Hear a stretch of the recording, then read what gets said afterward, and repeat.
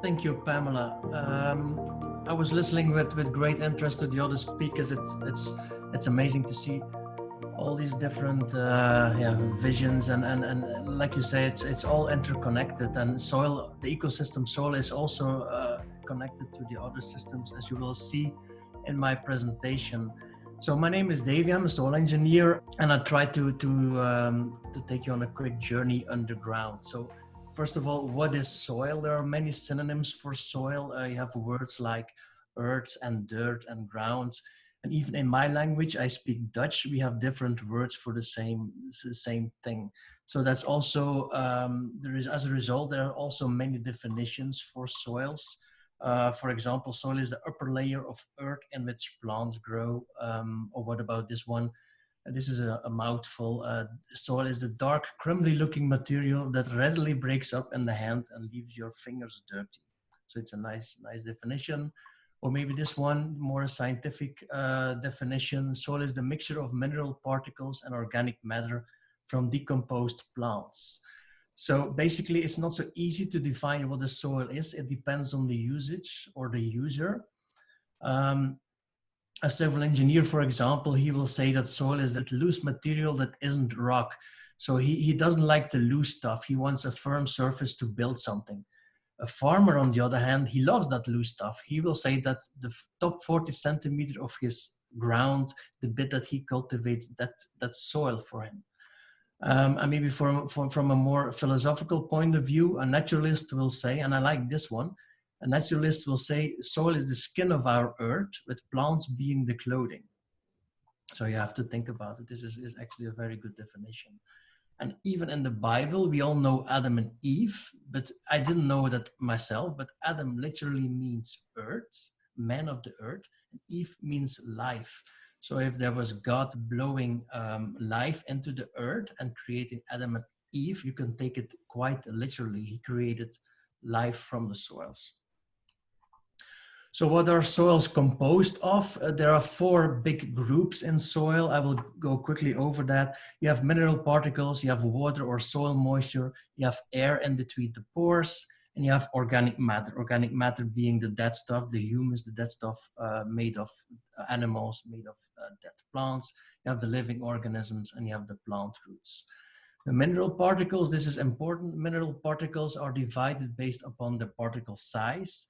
So the smallest soil particles are clay, and these are invisible at the scale. Everything that has a dimension that is lower than 2 micrometers, and 1 micrometer is 1,000th of a millimeter, so very, very tiny particles.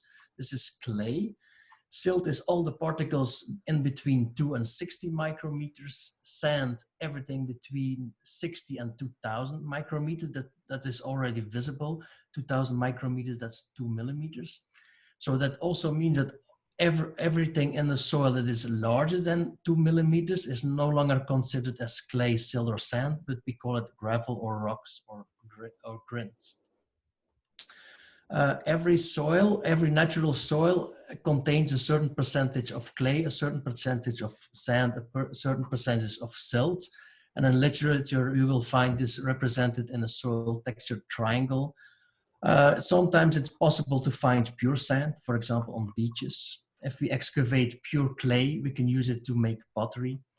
And pure silt you can find, for example, on river banks. So I can imagine if you are on the river Amazon, and if you take soil samples from the river banks, you will find silt, because silt is transported very easily by the water. You have very deep soils, hundreds of meters deep. You have very shallow soils, only a few inches deep, or even places on Earth where there is no soil at all. You have natural soils, for example, never touched by humans underneath everlasting forest. You have 100% man-made soils, for example, in sports turf stadiums where you build a soil profile from scratch. And then you have everything in between. For example, a farmer, he will use the natural soil, but he will try to make it better, to amend it, to have more production. The origin of soil was quite spectacular. 4.5 billion years ago, Earth was a fireball. It gradually cooled down on the surface. But you still had a lot of volcanoes, and the volcanoes constantly erupted, and large chunks of large rocks fell on the Earth's surface, and these were eroded due to water, due to wind, and to the very small particles we've discussed in the previous slides. And the water and the wind also transported these particles all over the Earth's surface, creating the soil profiles as we know them today. But this erosion process is still happening today. So if we would jump into future and look at the soil in 1 million years, for example, soil will be completely different. Purpose of soil, maybe the most important one, it's a growing medium for plants, for trees, for flowers, for shrubs. They produce food for us humans. They also provide a habitat for all living organisms, from the tiny microorganisms, soil bacteria, but even mammals who build shelter in the soil. There's a big relation between soil and water. Soil absorb, hold, release, alter, and purify water. So if it rains, the water is held by the soil, so it's plant available. But a certain percentage of the water will also percolate through thick layers of sand, for example, and it gets purified. And if we put a pump on that, we can pump it up and we have drinking water. Soils process nutrients so that living things can use them over and over again. So if a plant is growing, it's using or it's consuming nutrients from the soil to grow. And if the plant is dying or if it's shedding its leaves, it falls back on the soil and it's get decomposed. So it's a continuous process. They also play an important role in the modification of Earth's atmosphere by absorbing and releasing greenhouse gases like carbon dioxide and methane.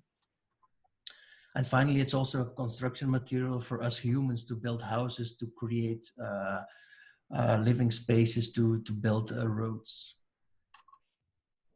Unfortunately, we have some problems. And if you remember this girl saying that the soil is the skin of our earth, with plants being the clothing. If we remove the clothing, the soil is exposed and it gets vulnerable.